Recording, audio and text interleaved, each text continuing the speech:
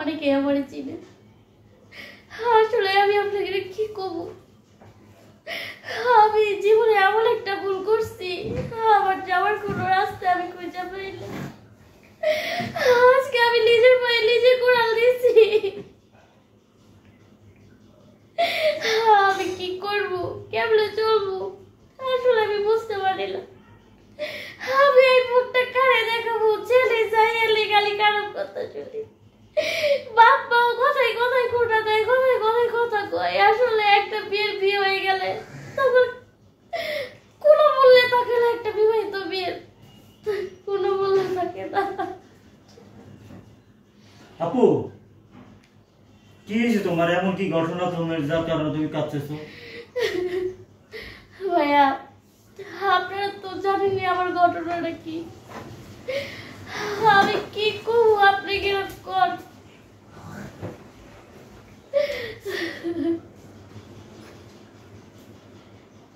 প্রিয় দর্শক শ্রোতা, আপনারা দেখতে পাচ্ছেন আমাদের ক্যামেরা স্ক্রিনের সামনে সে বসে থাকা সাথী আক্তার, যে কিনা আমাদের সাথে গত কয়েকটি ভিডিওতে আমাদের সাথে যোগাযোগ করছেন এবং আমরা তার জীবনের কয়েকটি গল্প আপনাদের মধ্যে উপস্থাপন করছি। তারা ধারাবাহিকতায় গল্প শেষ করতে না পারে আবারও চলে আসলাম আজকে। দেখতে পাচ্ছেন ক্যামেরা স্ক্রিনের সামনে যে সাথী, আজকে আমরা মূলত সাথীর সাথে যে বিষয়ে কথা বলবো সেটা হলো গিয়ে, সাথীকে যদি কেউ বিয়ে করতে চায়, মূলত আবারও কেউ শেষ তার কাছে বিয়ে বসবে কিনা, এই বিষয়ে আজকে আমরা সাথে জানতে চাইবো। জীবন,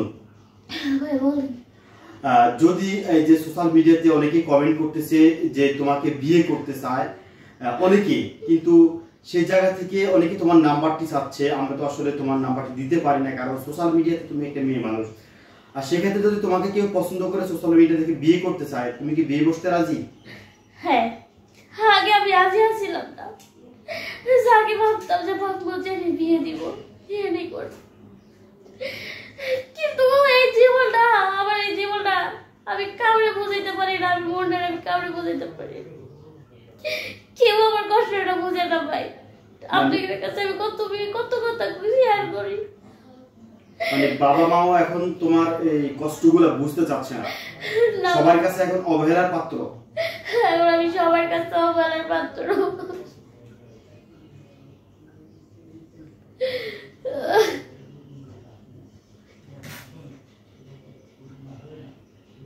প্রিয় দর্শক শ্রোতা, আপনারা দেখতে পাচ্ছেন সেই সাথী আক্তারের জীবনের অজানা অনেক কিছু গল্প, সেই গল্পতে আমরা ক্রমান্বয়ে ঢুকবো।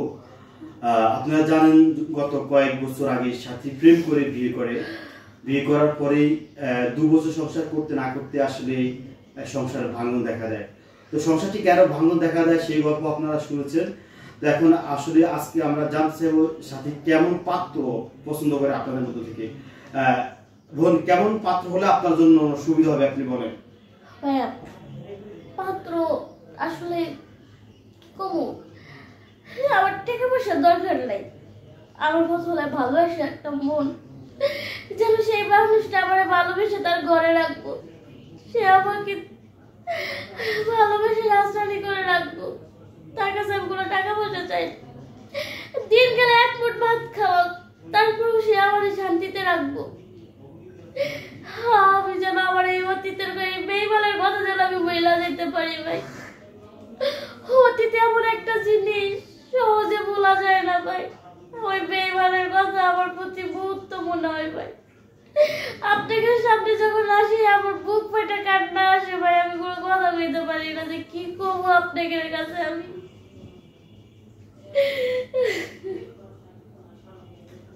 ওই কি এখন আর যোগাযোগ করতে চায় আপনার সাথে?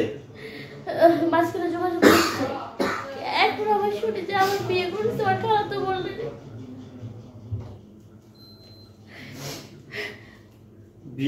বিয়ে করতে শুনছেন, এটা এখনো শিওর না? না, ওর যে মানে ওর খালাতো যে ভাইটা আছে, মানে ওর আরেক খালার ভাই, মাঝখানে তো আমার নিতে চাইছিল যে তুমি আসো তোমার আমি, তো আমি যাই নাই, ভাবছি যে একটা মানুষ আমার এত অত্যাচার করছে, এত কিছু করছে, মায়ের কথা শুনে মায়ের কথা মতো চলে, ওই মানুষের ঘরে আমি কেমনে যাবো, পরবর্তী আমার সাথে এমন কিছু করবে না, পরবর্তী আমার থিয়ে যে যাইবো না এমন কোনো গ্যারান্টি আছে। পরে যাই নাই, যাওয়া না যাওয়াতে শুনি যে ওর মা নাকি বলছে যে তুই যদি ওরে বিয়ে না করস তাহলে আমি মরে যাব, এই ধরনের আর কি। মানে ওকে ব্ল্যাকমেল করে এক ধরনের বিয়ে করা হয়েছে, তাহলে সে বিয়ে করে ফেলছে। ওই সাবজেক্টটি আমরা আপাতত বদ্ধ। আমি দর্শকের কাছে অনুরোধ করব এই ভিডিওটি একটু শেয়ার করার জন্য, যাতে করে এই বোনটিকে কোনো একজন ভাইয়ের কাছে আমরা তুলে দিতে পারি। আমরা তো কোনো ভাই যেহেতু মেয়েটিকে পছন্দ করে তার ঘরের সহধর্মী হিসেবে গ্রহণ করতে পারে এবং তার জীবনের কষ্টগুলোকে অন্তত যেন ভাগাভাগি করে নিতে পারে। বোনটি একটা কথাই বলতে চাচ্ছেন যে গরিব রিক্সা চালকও হয় তার কোনো আপত্তি নেই, তবে ভালোবাসার মতন একজন মানুষ লাগবে। হ্যাঁ ভাইয়া, গরিব অসহায় কোনো হইলো করে সবার জন্য যেন আমার ওই বেইমানের কথা বলে রাখতে পারে, আমার যেন তার কথা মনে করতে না দেয়।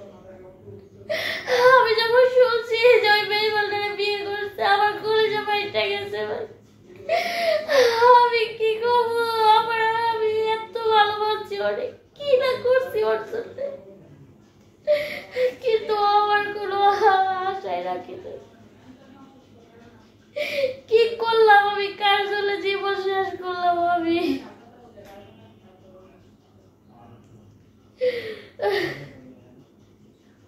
এখন তোমার বাবা মা কি বলতে চায়? বাবা মা কি করব,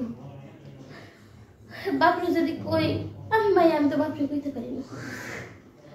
মানে যখন কই ওইভাবে কথা অ্যান্সার দেয় না, কথা কয় না। বড় একটা বোন আছে, বড় বোনের যখন আমি কই যে আপু কি করলে কি হইব একটু কও, সেও কোনো কিছু কয় না। কয় আমি কি কমু, তোর কপাল তুই নিজে পড়ছস, আমার তো আর কোয়ার কিছু নাই। আসলে ঠিক কয়, আমার নিজের কপাল নিজে পড়ছে, হে ব্যক্তিটাই আর কি কইব। মানে কার কাছে যাইছে মন খুলে যে একটা কথা কমু, এই কথা কোয়ার মতো আসলে পাই না।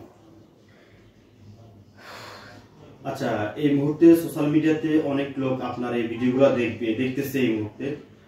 তো এই ক্ষেত্রে যদি কোনো দর্শক থেকে আপনাকে কেউ বিয়ে করতে চায় বাংলাদেশের যে কোনো জেলা যে কোনো থানা থেকে, এটা থেকে আপনার কোনো আপত্তি আছে? না, আমার কোনো আপত্তি নেই। এখন যেমন ছেলে হোক, একটা কথাই কমু যেন তার মন ভালো থাকে। বারবার খালি একটা কথাই কমু যেন ওই বেঈমান স্বার্থপর মানুষের কথা যেন আমার বইলা দেয়, যেন ওই আমার যেন মনে না হয় যে ওই বেঈমান আমার জীবনে ছিল, এমন একটা বেঈমান আমার জীবনে মানুষ ছিল আমার জীবনে, যেন আমার এটা মনে না হয়। প্রিয় দর্শক শ্রোতা, সাথিয়াপুর সেই মনের অজানা গল্পের কিছু অংশ আজকে আমরা আপনাদের তুলে ধরলাম। তো ইনশাল্লাহ আশা করি ভিডিওটি শেয়ার করবেন, যাতে করে এই সাথিয়াপুর তার নিজের মনের মানুষটিকে ফিরে সাথিয়াপুর যদি করে আরেকজন তার নতুন সহধর্মিণী বা জীবন সঙ্গী পেয়ে যায় সেক্ষেত্রে। তো ভালো থাকবেন, সুস্থ থাকবেন, দেখা হবে নতুন কোনো ভিডিওতে। সে পর্যন্ত আমাদের সাথে থাকুন। আল্লাহ হাফেজ, আসসালামু আলাইকুম।